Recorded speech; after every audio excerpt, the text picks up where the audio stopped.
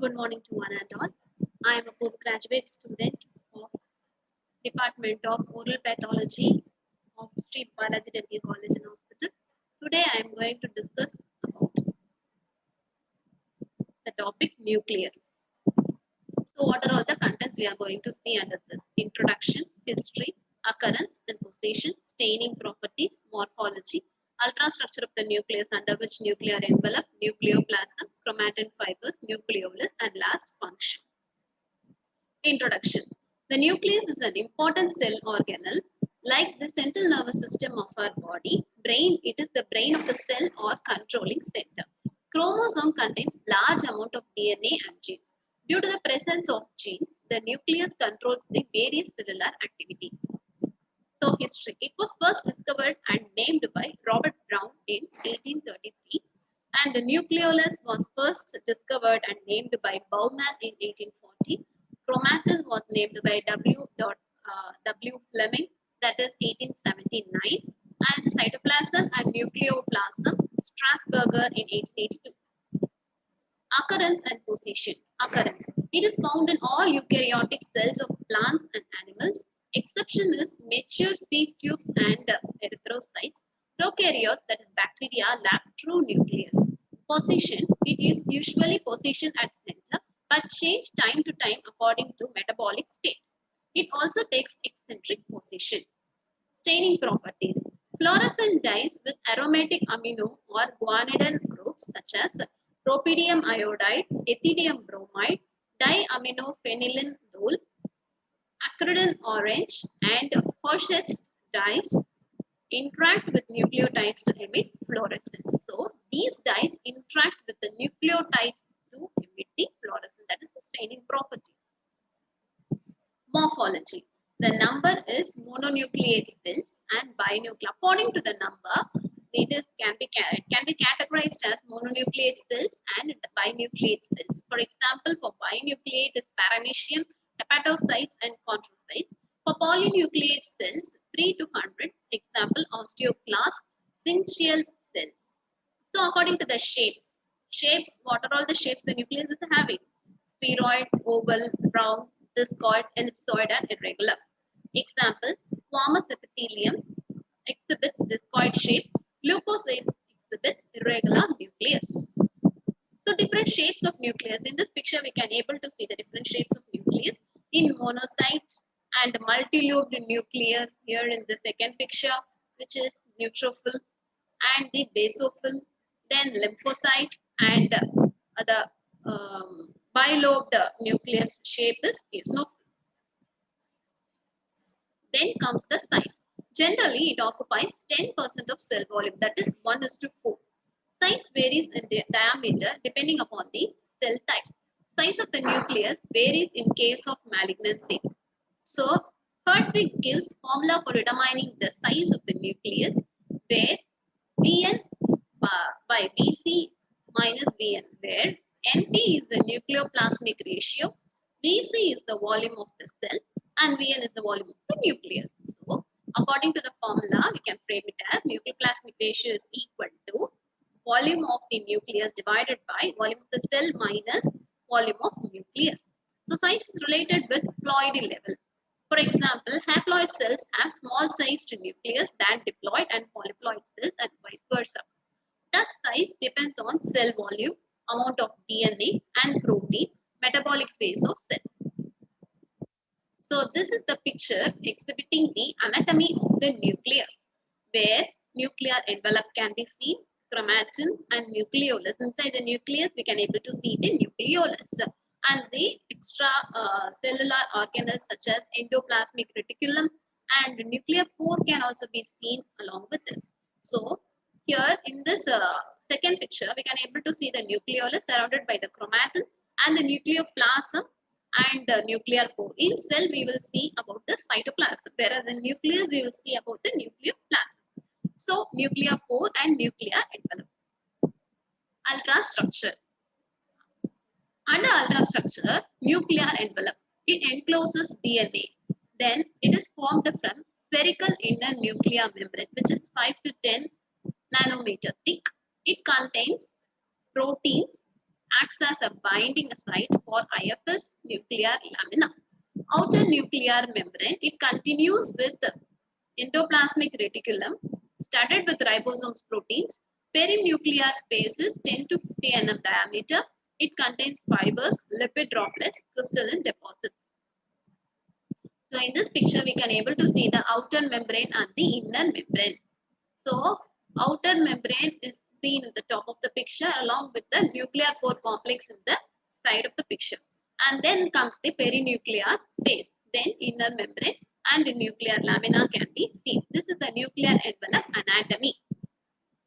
So where the entire nuclear wall is surrounded by the ribosomes, which is studded onto the nuclear membrane. Nuclear lamina. Protein meshwork 50 to 80 nanometer thick. It lines the inside surface of inner nuclear membrane. It plays a crucial role in assembly of interface nuclei. Nuclear pores structure. It is circular, diameter 10 nm to 100 nm. Nuclear pore complex, the molecular weight of which is 50 to 100 million daltons, have octagonal symmetry, contains two rings, large particles that forms central plug and radial spokes. Proteins, integral membrane proteins, a glycoprotein of 120K daltons, transport proteins of 63K daltons can be seen here.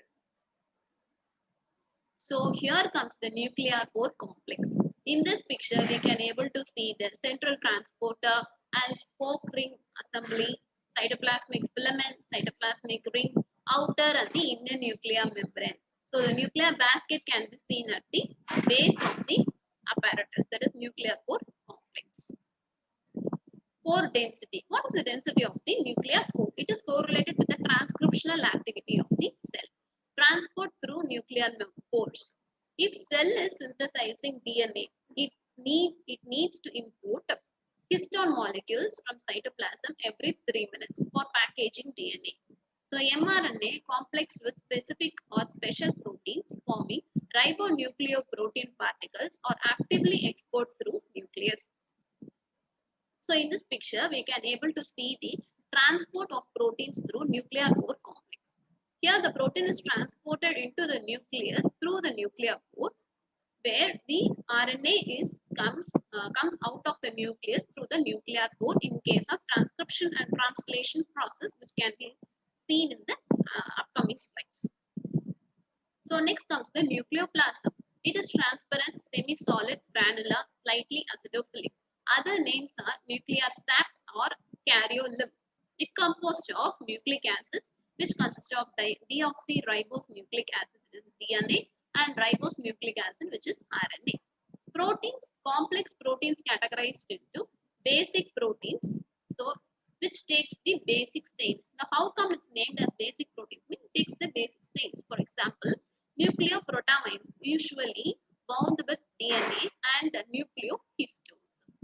Non-histones or acidic proteins are also seen, for example of which is phosphoproteins. Enzymes. It contains enzymes necessary for DNA and RNA synthesis. What are all the enzymes?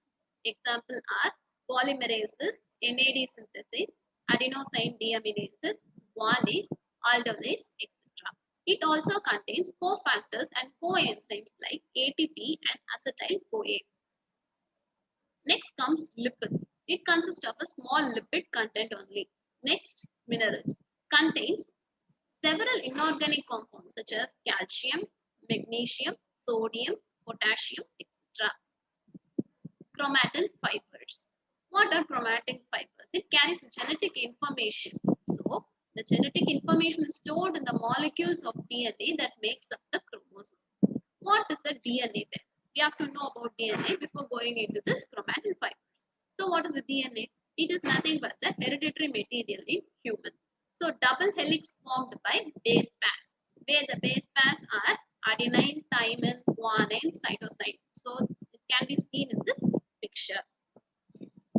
Some regions of the chromosomes remain condensed, stain deeply, and are visible by light microscope as chromatin. So, some region of chromosomes which is condensed in nature, it will on staining, it will stain deeply and it is visible visible under the light microscope as chromatin. Ultrastructurally, chromatin appears as a nuclear protein 20 to 30 nm in diameter. Thread-like, coiled and much elongated structures can also be seen. It takes the basic states like basic fission observed only during interphase. Interphase, where we saw interphase, we will see in the upcoming slides. It is nothing but in the mitosis of the cell cycle.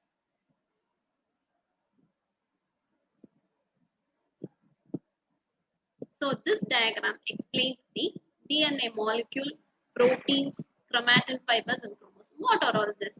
So how come it is formed? So short region of DNA double helix is formed in the first thing. Then beads, it forms into a beads on a string form of chromatin. Then 30 nanometer chromatin fiber of packed nucleosomes can be seen. Sections of chromosome in an extended form can be seen, out of which condensed section of chromosome can be seen. At last, entire mitotic chromosome is formed as a pair, where centromere can be seen at last. So at last, chromosome can be seen. Types: heterochromatin and euchromatin. What is heterochromatin? It is darkly stained condensed region, supposed to be metabolically and genetically inactive. It because it contains small amount of DNA and large amount of RNA. Euchromatin, it is lightly stained and diffused region. See the difference between the heterochromatin and euchromatin.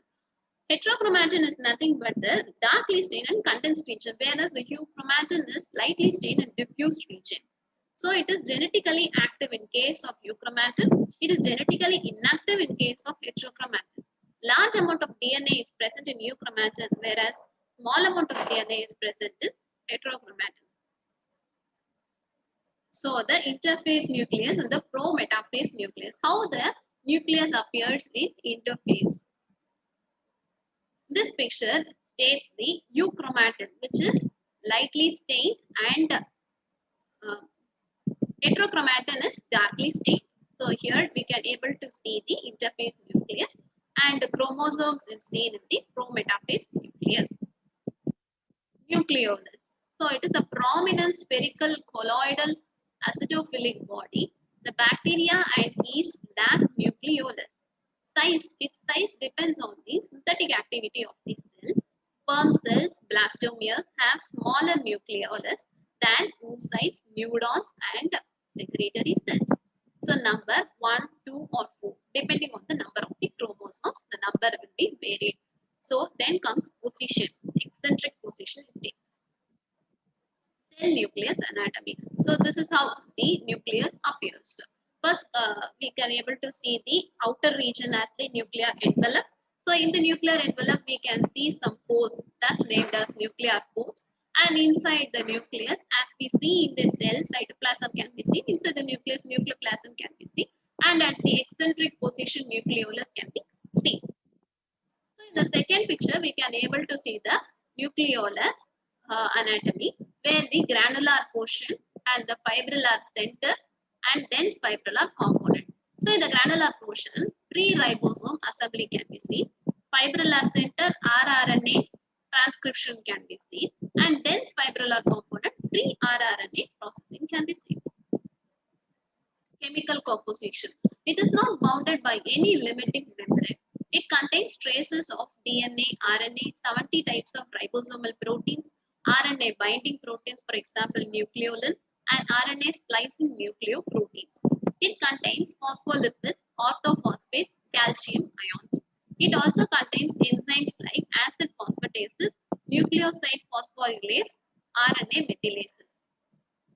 Ultrastructure and function.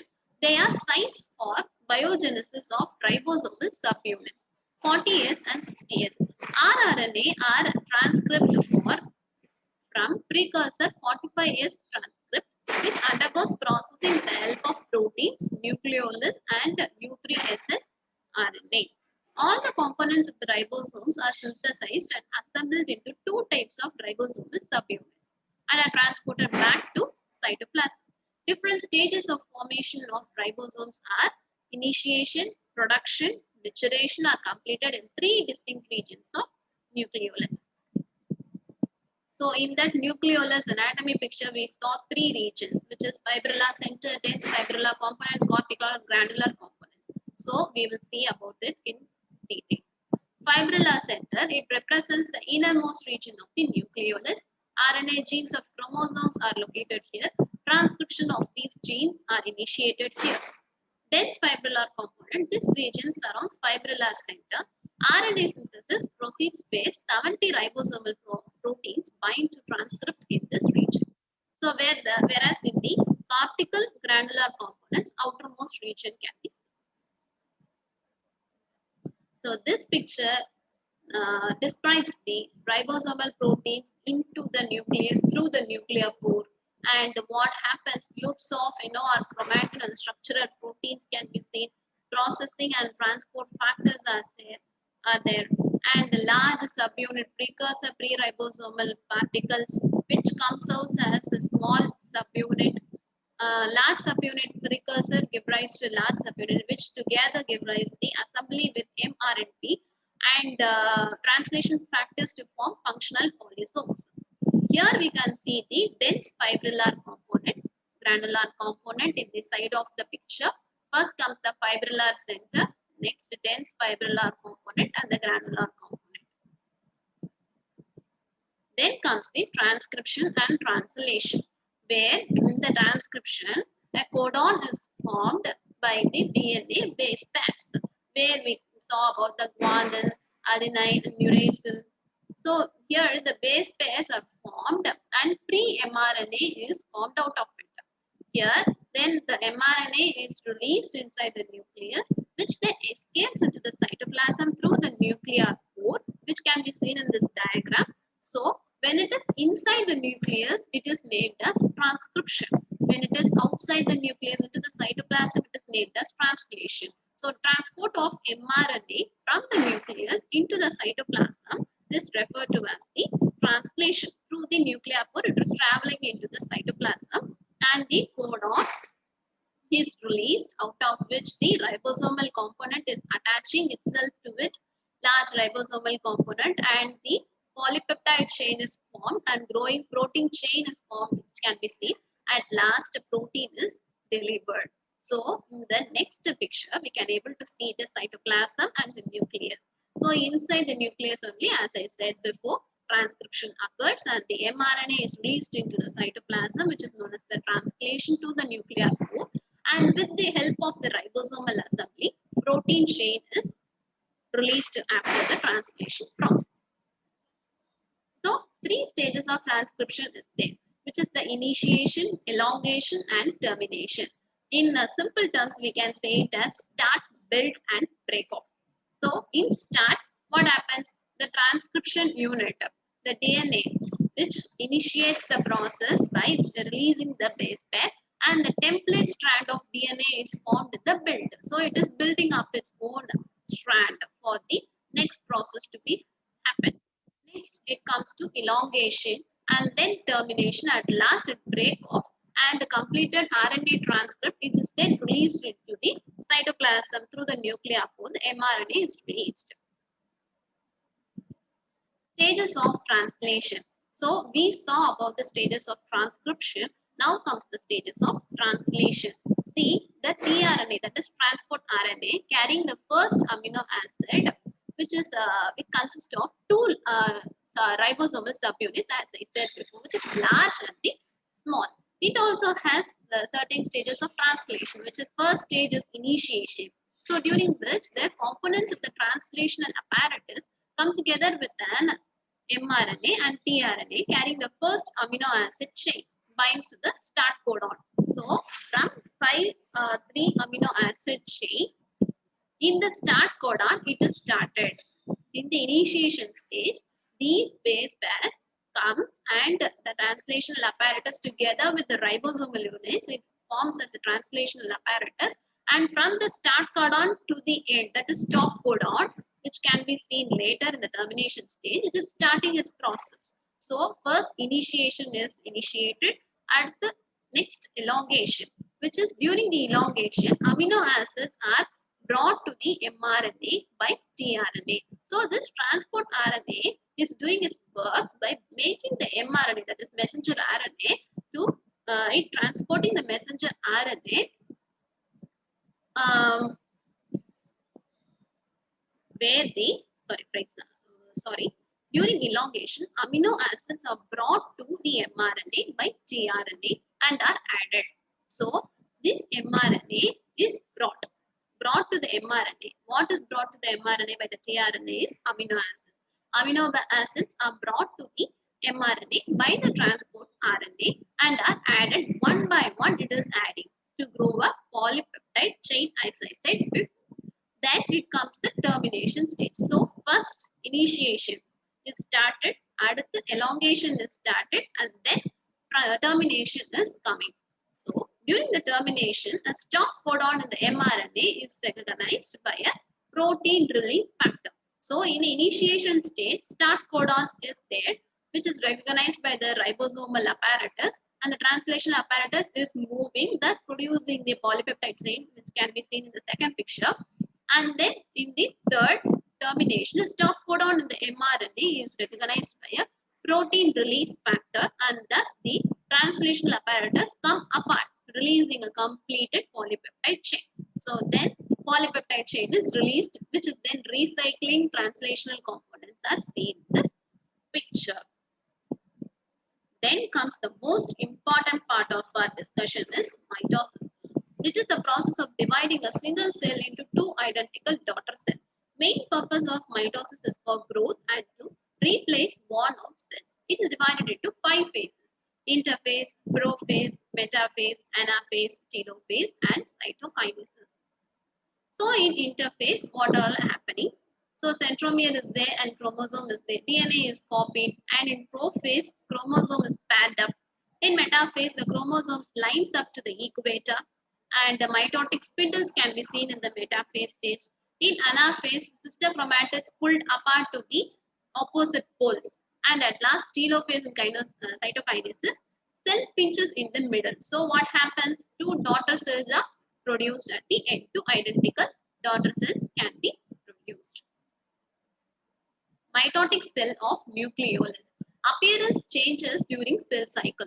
During mitosis and meiosis, nucleolus disappears during prophase. As cell approaches mitosis, RNA synthesis stops. Nucleolus first decreases in size and then disappears as the chromosome condenses. So in telophase only, RNA synthesis restarts where tiny nucleoli reappear at the chromosomal locations. So in the telophase only, tiny nuclei reappear. So these stages can be seen here. What happens to the nucleolus in the mitotic cycle? In the interphase, we can able to see the nucleolus, and then comes the prophase, we can able to see metaphase, we can able to see, and telophase. Metaphase, we can able to see without nucleolus, and in the telophase, the small budding nucleolus can be seen. So in the telophase 1, nuclear membrane and nucleolus reappear. Spindle-shaped fibers disappears, which can be seen in the previous phase, which is disappeared in the telophase, that is last stage. Cytokinesis divides cells into two. So two daughter cells can be seen at last. At last, what are the functions of nucleus, which is a very important thing in this part. So it controls all the activities of the cell. It synthesizes the RNA and forms the subunits of ribosomes. It sends genetic instruction to the cytoplasm for protein synthesis through mRNA, that is messenger RNA. It sends the messenger to cytoplasm for protein synthesis. So nucleus only ask the mRNA, that is messenger RNA, to send its genetic instruction to the cytoplasm for the protein synthesis. Then it controls the cell division through genes also. At last, it stores the hereditary information in genes, and it transforms this information from one generation to the species of the next. So thank you for listening my lecture, and thank you for your patience. Thank you.